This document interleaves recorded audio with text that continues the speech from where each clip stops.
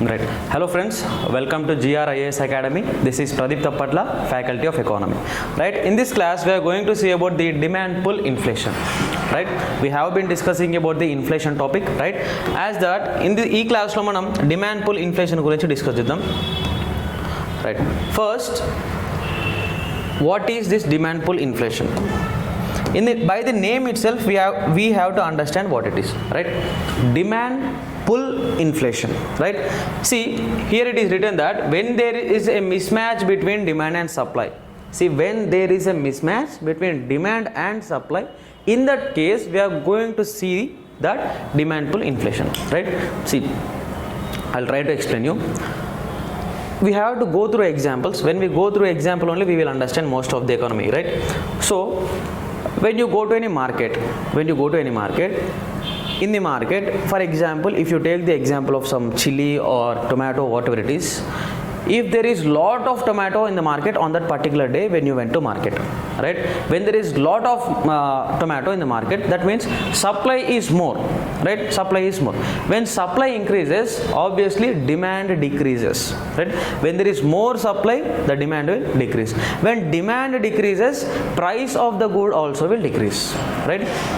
If the opposite happens for this, దీనికి opposite జరిగిందనుకో, if the supply is very less, that means you went to a market and on that particular day there is no proper supply of tomato. That means there is no tomato available in the market. అంటే మనం పోయిన మార్కెట్లో ఆ particular రోజు టొమాటోలు ఎక్కువ లేవు, కొంతమంది వెండర్స్ దగ్గర మాత్రమే టొమాటోస్ అనేవి కనిపిస్తున్నాయి. That means the supply is very less on the day. ఓకేనా? When supply decreases, demand increases. This is a basic law. When supply decreases, demand increases. అంటే మనం చాలా మంది ప్రజలు ఉన్నాం and everybody have the amount. అందరి దగ్గర డబ్బులు ఉన్నాయి, చాలా మంది ప్రజలు ఉన్నాం, కానీ మనకు కావాల్సిన టొమాటో మాత్రం మార్కెట్లో లేదు. అంటే సప్లై అనేది తక్కువ ఉంది. When supply is less, demand will increase, and when demand increases, price will also increase. ఓకేనా? అంటే ఏదైనా వస్తువుకి డిమాండ్ పెరగడం వల్లనే ధర పెరుగుతుంది తప్ప డిమాండ్ పెరగకుంటే ధర పెరగదు. That is clear. అంటే సప్లై సరిగా లేకపోవడం వలన, ఫస్ట్ థింగ్ సప్లై లేకపోవడం వలన డిమాండ్ పెరిగింది, డిమాండ్తో పాటు ధర పెరిగింది. అంటే ఆ వస్తువు యొక్క demand, you have to understand here that the demand for that product has increase the price of the product. If there is no demand, ఆ వస్తువుకి డిమాండే లేకుంటే ధర కూడా పెరగదు. బట్ హియర్ ఆ వస్తువుకి డిమాండ్ ఉంది, there is demand for that product, and because of the demand for that product the price have increased. అంటే when the prices increase due to the demand for the product, then we call that as demand pull inflation. That means the demand is pulling the prices. The demand is pulling the prices up. కాబట్టి దాన్ని ఏమంటున్నాం మనము? demand pull inflation అంటున్నాం. When there is a mismatch between demand and supply, when there is less supply, the demand will increase. When demand increases, price of the good will also increase. That situation is called as demand pull inflation. This is the first case. And in second case what do we have? The monetarists, particularly the monetarists, say that when there is extra purchasing power with the people, when there is extra purchasing power with the people, then also demand pull inflation will be created, right? What is extra purchasing power? Extra purchasing power means all the people are having lot of money. Okay na? ప్రతి ఒక్కరి దగ్గర కూడా డబ్బులు అనేది ఉండడం వల్లనే మనకు ఈ డిమాండ్ పుల్ ఇన్ఫ్లేషన్ వస్తుందని చెప్పేసి మనకి మానిటరిస్టులు ఫీల్ అవుతూ ఉన్నారు. లైక్ ఏంటంటే అసలు ఈ డిమాండ్ పుల్ ఇన్ఫ్లేషన్ అనేది రావడానికి డబ్బులకు ఏంటిది సంబంధం అంటే మనం చూద్దాం. If you don't have any money, ఓకేనా, if you don't have any money, you are not going to purchase anything.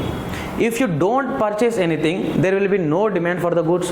When there is no demand, the prices will not increase. But దానికి ఆపోజిట్లా now we are having money, our purchasing power is very more. అంటే purchasing power ఎక్కువ ఉన్నది అంటే మన దగ్గర ఎక్కువ డబ్బులు ఉన్నాయి అని అర్థం. మన దగ్గర ఎక్కువ డబ్బులు ఉండడం వల్ల what are we doing? We are going to market and purchasing anything. ఓకేనా? మన దగ్గర డబ్బులు ఉన్నాయి కాబట్టి మనం మార్కెట్లోకి వెళ్తున్నాం, వస్తువుని కొంటున్నాం. మనం ఎప్పుడైతే వస్తువుని కొంటున్నామో మనం వస్తువుకి డిమాండ్ అని క్రియేట్ చేస్తున్నాం. ఎప్పుడైతే వస్తువుకు డిమాండ్ క్రియేట్ అవుతుందో వస్తువు యొక్క రేట్ అనేది పెరుగుతుంది. అవునా కదా? ఈ విధంగా వచ్చేదాన్ని కూడా మనం ఏమంటామంటే డిమాండ్ పుల్ ఇన్ఫ్లేషన్ అంటాం. ఫస్ట్ కేసులో మనం ఏమన్నాం? డిమాండ్కి సప్లైకి మన మిస్ మ్యాచ్ అయినప్పుడు సప్లై తగ్గితే డిమాండ్ పెరుగుతుంది, డిమాండ్తో పాటు రేట్ పెరుగుతుంది, దాన్ని డిమాండ్ పుల్ ఇన్ఫ్లేషన్ అన్నాం. సెకండ్ దగ్గర ఏమంటున్నామంటే ప్రజల దగ్గర ఎక్కువ డబ్బు ఉండడం వలన, ఓకేనా, ప్రజల పర్చేసింగ్ పవర్ పెరగడం వలన ఏం జరుగుతుందంటే ప్రజలు పోయి వస్తువులను కొంటారు, they are purchasing anything. When we purchase anything the demand for the product increases, when demand increases price increases.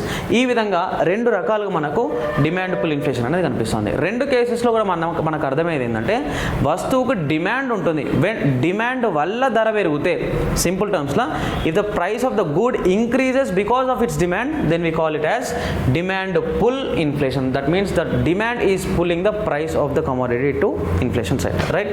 Yes, దానికి రీజన్స్ కొన్ని కనిపిస్తూ ఉన్నాయి మనకి. Reasons for demand pull. Then why are we seeing the demand pull inflation? అసలు demand pull inflation రావడానికి particular reason ఏంటిది అంటే మనం ఇక్కడ చూడొచ్చు. First one is deficit budget. Deficit budget means this is followed by the government, right? What is deficit budget అంటే government is spending more money than what it is getting. ఇప్పుడు for example మనము taxes ద్వారా గవర్నమెంట్కి డబ్బులు ఇస్తాం, right? The source of income for the government is taxes. అంటే ఆ taxes మనం కట్టే tax, direct taxes, indirect taxes, చాలా రకాల సోర్సెస్ ఉంటాయి. అంటే for example if government is getting 100 rupees, ఓకేనా, గవర్నమెంట్కి 100 రూపీస్ వస్తే గవర్నమెంట్ మన మీద 200 రూపీస్ ఖర్చు పెడుతుంది అనుకోండి. దట్ మీన్స్ ఇప్పుడు గవర్నమెంట్ ఎంత నెగిటివ్లో ఉంది? గవర్నమెంట్ -100 నెగిటివ్లో ఉంది. గవర్నమెంట్కి 100 రూపీసే వస్తున్నాయి. The income of the government is only 100 rupees, but government is spending 200 rupees on us. That means ఇంకొక 100 రూపీస్ని గవర్నమెంట్ ఏం చేసింది? బారోయింగ్ తెచ్చుకోవడం జరిగింది, ఓకేనా? దాన్ని మనం ఏమంటామంటే డెఫిసిట్ బడ్జెట్ అంటాం. Sir, what is the link between this deficit budget and demand pull inflation? అంటే గవర్నమెంట్ అనేది ఇంత బాగా అంటే డబ్బులు లేకున్నా అప్పులు తీసుకొచ్చుకొని ఖర్చు పెట్టడం వల్ల వాట్ విల్ హ్యాపెన్ అంటే proper roads, proper schools, proper colleges, అంటే proper government school, proper government college, proper government hospital, everything will be good. అట్లాంటప్పుడు what we will do? We will go to government school, government college and government hospital. అంటే everything అంటే government provide చేసే RTC బస్సులు ఇట్లాంటివి మనం ప్రాపర్గా use చేయడం వల్ల ఏమవుతుందంటే our money will not be spend. అంటే మన డబ్బులు మనం ఏదైతే మనకు ప్రాపర్ స్కూల్ లేదనుకోండి, ప్రాపర్ గవర్నమెంట్ స్కూల్ లేకుంటే we will be going to private school. If there is no proper government hospital, then we will be going to private hospital. Then ఏమైతుంది? మన డబ్బులు అనేది ఖర్చు అవుతుంది. కానీ ఇక్కడ that is not happening. So those money are also remaining in our pockets. గవర్నమెంటే ప్రాపర్గా అన్ని మెయింటైన్ చేయడం వల్ల ఆ డబ్బులు మన చేతిలోనే మిగులుతున్నాయి. మన దగ్గరనే మిగిలినప్పుడు what are we doing? We are going to market and purchasing anything. Purchase చేస్తే ఏమవుతుంది? There will be demand. If demand increases, price increases.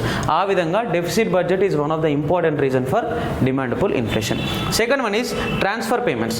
Actually what are this transfer payments? Transfer payments అంటే ఏంటి అంటే ద ఫ్రీబీస్. ట్రాన్స్ఫర్ పేమెంట్ అంటే government నుంచి ప్రజలకు ఫ్రీగా వచ్చే వాటిని we call them transfer payment. For example schemes, scholarships, pensions.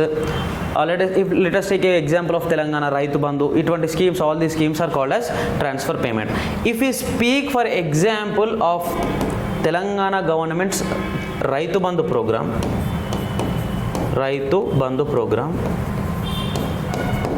see, people are not doing anything. Simply అంటే like a freebie government is giving the money to the people in the form of Rythu Bandhu, right?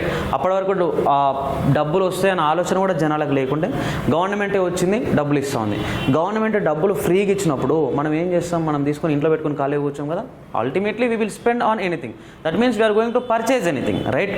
When we purchase anything there will be demand for that product. అసలు నువ్వు వస్తువులనే కొనుక్కుంటే వస్తువులకు demand ఉండదు. మనం ఇక్కడ వస్తువును కొంటున్నామంటే ఖచ్చితంగా డిమాండ్ ఉంటుంది, అవునా కదా? ఇక్కడ గవర్నమెంట్ ఫ్రీగా డబ్బులు ఇచ్చింది. అసలు నాకు డబ్బులు వస్తాయని నేను కళలు కూడా ఎక్స్పెక్ట్ చేయలేదు. అటువంటిది సడన్గా గవర్నమెంట్ వచ్చింది, నాకు డబ్బులు ఇచ్చింది. అప్పుడు నేనేం చేస్తా? డబ్బులను పట్టుకుని ఏదో ఒకటి కొంటున్నా అంటే వస్తువుకు డిమాండ్ క్రియేట్ అయినట్టు. డిమాండ్ ఉంటే రేట్ పెరుగుతుంది. కాబట్టి ఈ ట్రాన్స్ఫర్ పేమెంట్ కూడా one of the important reason దేనికి? డిమాండ్ పుల్ ఇన్ఫ్లేషన్కి. నెక్స్ట్ మనం చూసినట్లయితే black money. What is this black money? Actually what is the definition of black money అంటే ట్యాక్స్ కట్టకుండా మిగుల్చుకున్న డబ్బుని what we call as black money. Tax evasion చేస్తే then the money which is remaining with us, that is called as black money. So actually you have to pay that money to the government, but you did not pay the government that money to the government. You kept it with yourself and you are purchasing anything that ultimately leads to demand pull inflation. Same for cheap money policy. This cheap money policy is maintained by RBI. Okay, cheap money policy అంటే when RBI allows money flow into the market, then it is called as cheap money policy. We will be discussing about this during discussing monetary policy, right? Next, post office and bank deposits reduction of interest rate. That means if the banks are maintaining very less rate of interest, అంటే rate of interest తక్కువ maintain చేస్తున్నప్పుడు, అంటే మనము బ్యాంకులో డబ్బులు వేస్తే మనకు rate of interest కనుక తక్కువ ఇస్తున్నారు అనుకోండి బ్యాంక్ వాళ్ళు, then we are not going to deposit with the banks, we are going to hold that money with ourself. మన ఇంట్లోనే పెట్టుకుంటాం, ఇంట్లో పెట్టుకున్న మనీ ఎప్పుడైనా ఖర్చు కావచ్చు. మనం ఖర్చు చేస్తున్నాం in the sense we are purchasing anything. When we purchase anything, the demand for the product will increase. When demand increases, price of the product increases. That situation is called as demand pull inflation. సింపుల్గా ఒక టర్మ్లో చెప్పాలంటే demand వల్ల వస్తువు rate పెరిగితే demand pull inflation అంటాం. This is about demand pull inflation. In the next class will be discussing about other topic. Thank you so much.